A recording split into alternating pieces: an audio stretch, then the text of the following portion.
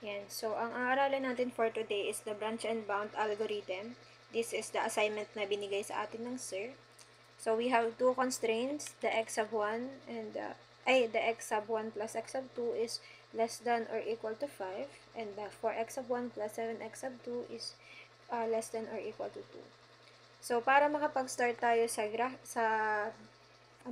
branch and bound, ay start tayo sa graphical method. So, para makuha natin si graphical method, i-divide natin siya sa right-hand side nila. So, yan.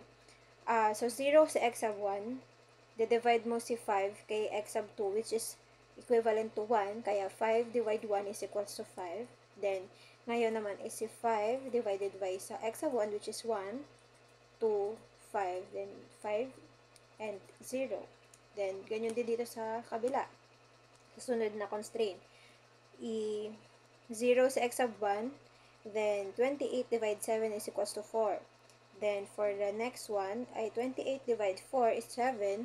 Then, 28, ang x sub 2 natin ay 0 na.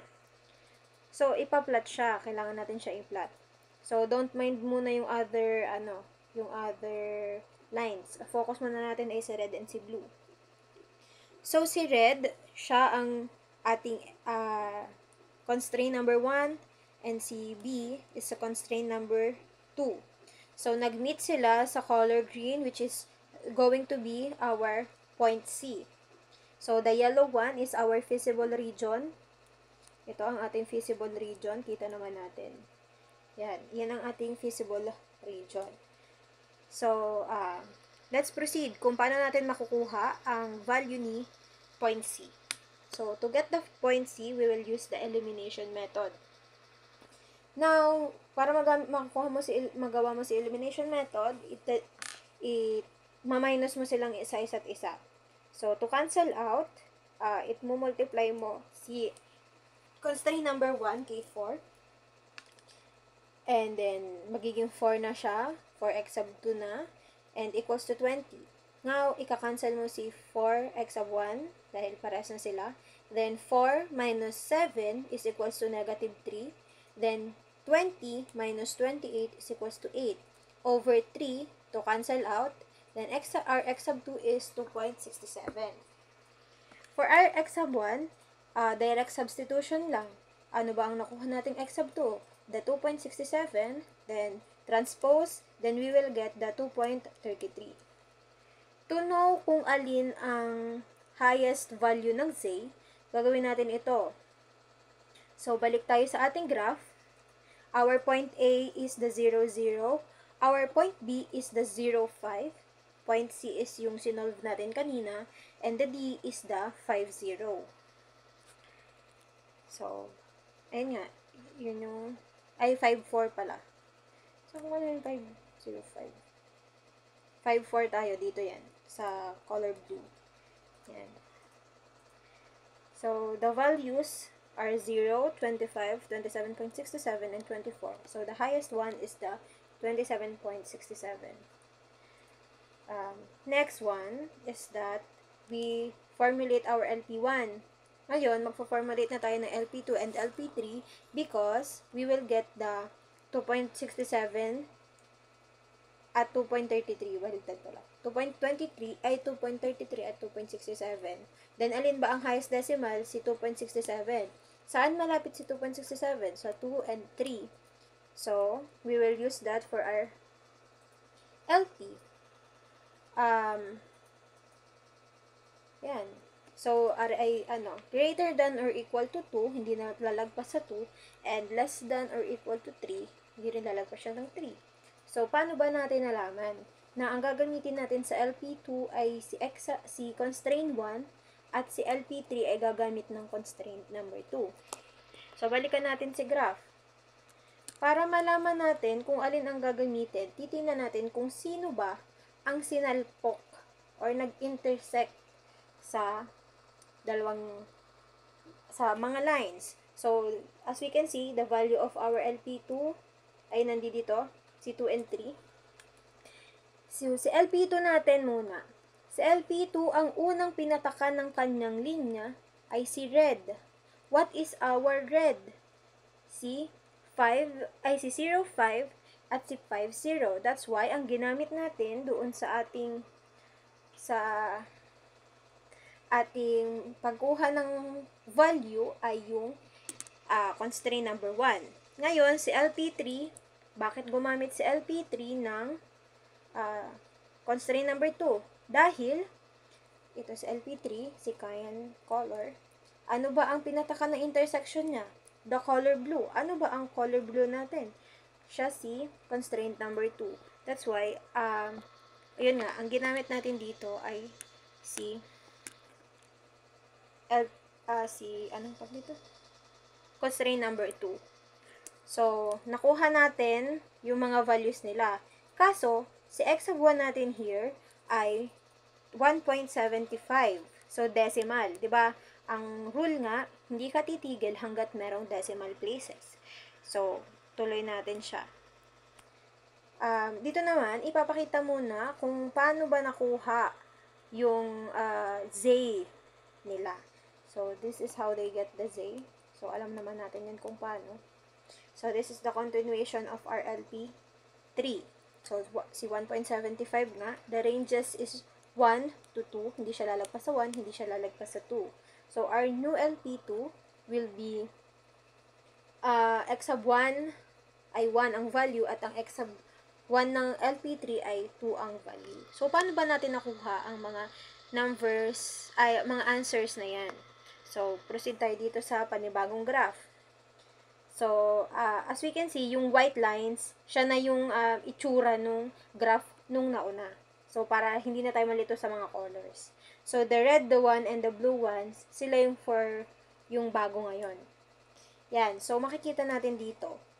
Si x sub, ano ba ito? Ito. Si LP1, si LP2 ay si blue, at ang LP3 natin ay si red.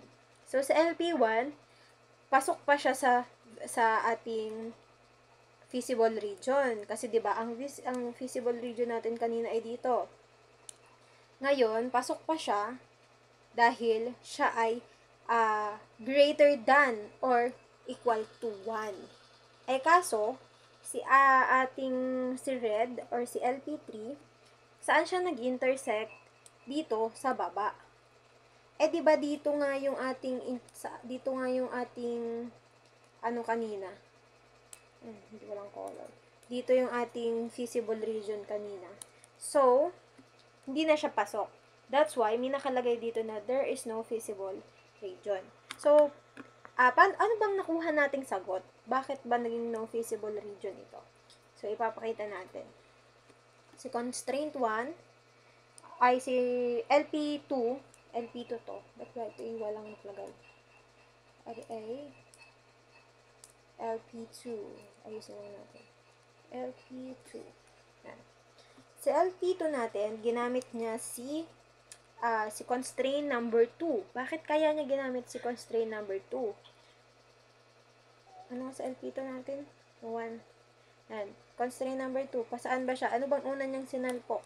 Una niyang sinalpok ay itong line na to.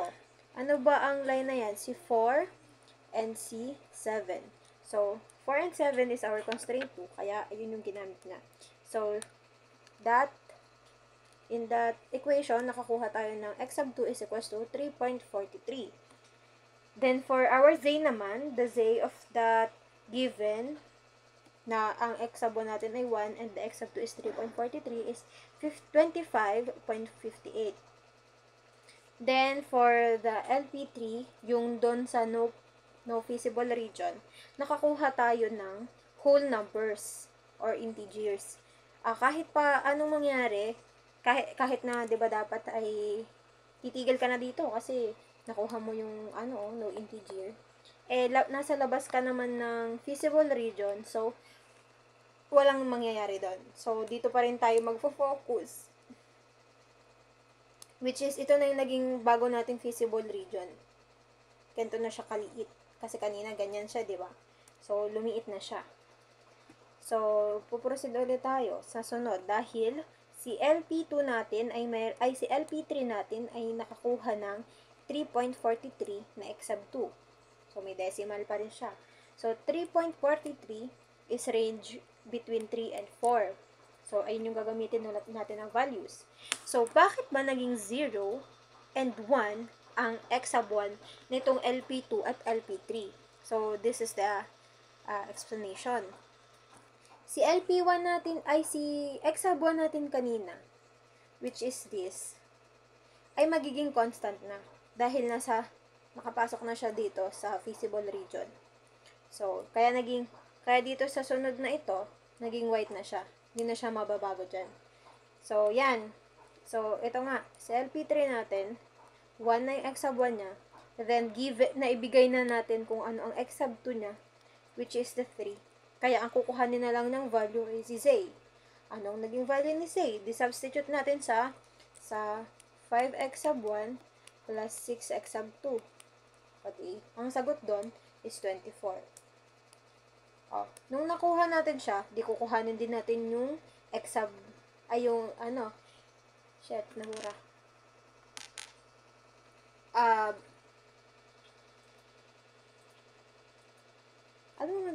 Mali ang binibilugan ko, te.